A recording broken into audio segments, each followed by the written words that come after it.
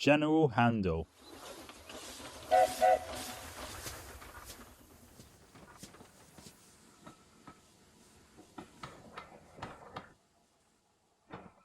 Rusty, the little diesel on the Skarloey Railway, was ill. The men tried very hard to make them better, but they simply wouldn't start.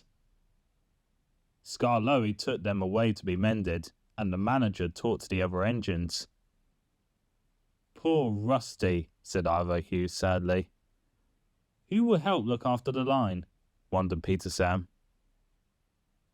The manager didn't answer before he saw a group of men walk across the yard towards him. "Hello," they said. "Is this the Skarloey Railway?" "It is," said the manager. "Can I help you?" "We're from the Ministry of Defence," one man said. "We get sent to all sorts of places to see how we can help others out." "I see," replied the manager. "In that case, there's your answer, Peter Sam. If you men don't mind helping to repair the line, Sir Handel shall help you. Follow me, and I'll show you how we do things." All the men walked away together. Ivor Hugh asked, "What's the Ministry of Defence?"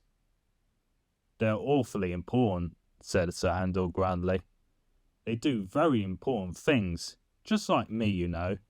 It's no wonder the manager sent me to help them." Peter Sam knew Sir Handel all too well.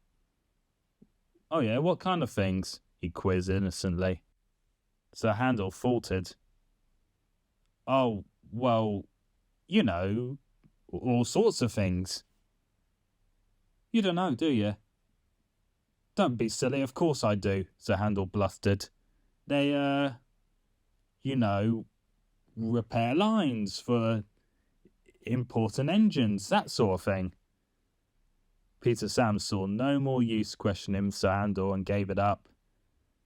"Mind how you go then," he said carefully. "You don't usually repair the line and you might get into trouble if you don't pay attention." "Pooh," snorted Sir Handel. "I can look out for myself, thank you, Peter Sam." And with that, he puffed away to collect Cora, the brake van, and some trucks. Soon Sir Handel and the M.O.D. men were hard at work. The workmen helped to tell the men what to do, and they set to work with a will. Sir Handel's driver told him that sometimes men from the M.O.D. came from the army. Sir Handel was very impressed. He liked the army. He thought they were very sensible and caused no nonsense. "Lovely job, Sir Handel," said one of the men when they finished the day's work. "You'd make a lovely M.O.D. engine." Sir Handel was very proud. But by the next morning, the other engines thought Sir Handel was unbearable. "Ivor Hugh, you're letting off steam too loudly. Be more considerate for others and pipe down. Peter Sam, it isn't proper to yawn so wide. I said be quiet, Ivor Hugh." "I leave the wee engine alone," grumbled Duncan. "And how come you get to be so noisy if he can't?" "Because." Sir Handel said it as if it was the most obvious thing in the world. "Because?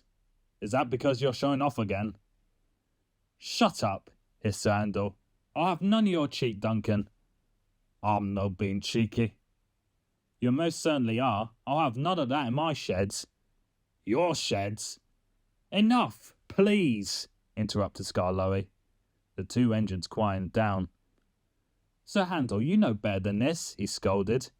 "I think working with the M.O.D. is going straight to your smoke box." "Nonsense," snapped Sir Handel. "You're all jealous of me." "I'm not the engine getting snippy because someone's letting off steam," replied the old engine pointedly. Sir Handel was very cross. "Botheration to you all. I'm not going to stay here and stand for your insubordination. I sincerely hope you fall back into ranks tonight." The red engine snorted away. "Who's he acting like a blasted army general?" huffed Duncan. "He hasn't seen insubordination yet." "Oh dear," sighed Peter Sam. "I think he has let this go to his smoke box." "Don't worry," smiled Skarloey. "You know what they say, the bigger they are, the harder they fall." "I hope he falls on his fat face," snickered Duncan. Sir Handel's driver was surprised. Easy, boy, he soothed as the works train clanked to a stop. You were very well behaved yesterday. What's the matter? Sir Handel didn't answer. He was still cross about Duncan and Skarloey and wasn't paying attention. Jealous indeed, he scoffed. It wasn't long before the work on the section was done, and the men could move on to the next part of the line. They all climbed into Cora and the trucks. Come on, Sir Handel, said his driver. Off we go. Sir Handel started the train with a jerk and barked his way along. Silly engines, he thought to himself. I'll show them what me and the army men can do. With a sudden clunk, the train stopped. "Ugh!" cried Sir Handel. "By Jove, I'm off!" And he was. The men got out again and the driver inspected his engine carefully. "No damage," he said. "You'll be all right to lever him back." "Right, men," said one of the M.O.D. men. "Get the jacks, hop to it." "What jacks, sir?" "To lift the engine back, of course." "We didn't think we needed them, sir. We left them back at the yard, sir." "Then you had better hop down there so fast your feet won't touch the ground. Left, right, move yourself." Sir Handel groaned. At the yards, the shed was empty, except for Rusty. The driver listened happily to the rumble of their engine. "You sound good as new," he told the diesel.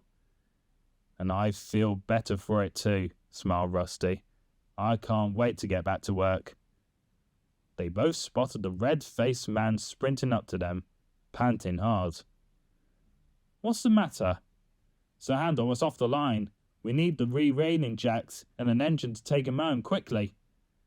"A rescue mission," chortled Rusty. "Then let's get to it." It wasn't long until Rusty arrived. The workmen told the M.O.D. men how to position the jacks, and Sir Handel was soon levered back to the rails.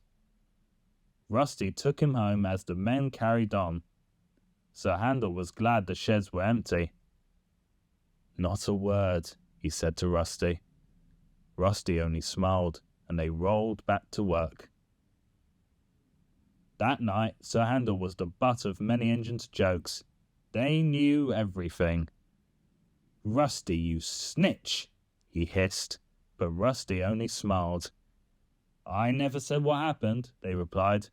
"Only that I found you off the line. The M.O.D. men chipped in too." "You know, Sir Handel," said Duncan, "I don't think important engines should be coming off the line. Rather insubordinate, wouldn't you say?" Sir Handel didn't say. "I'll tell you something else," laughed Ivor Hugh. All the engines listened. I guess he didn't have a general handle of the situation. All the engines roared with laughter. Sir Handel doesn't talk about his admiration of the army now, and he still doesn't know what the Ministry of Defence does.